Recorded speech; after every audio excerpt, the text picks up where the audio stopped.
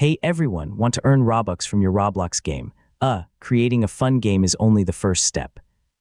Roblox provides several official ways for developers to monetize their experiences, including paid items, game passes, developer products, subscriptions, and in-game ads. In this full guide, I'll show you how to start earning Robux from your game in 2026. So let's get started. First, your game must be published on Roblox. Yeah, players can only spend Robux in experiences that are available on the platform. One of the easiest ways to earn Robux is by creating game passes.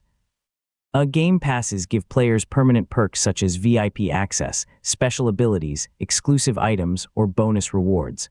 Unlike game passes, developer products can be purchased multiple times. Yeah, they're commonly used for in-game currency, extra lives, boosts, or temporary power-ups. You can also monetize your experience with eligible paid items or creator subscriptions,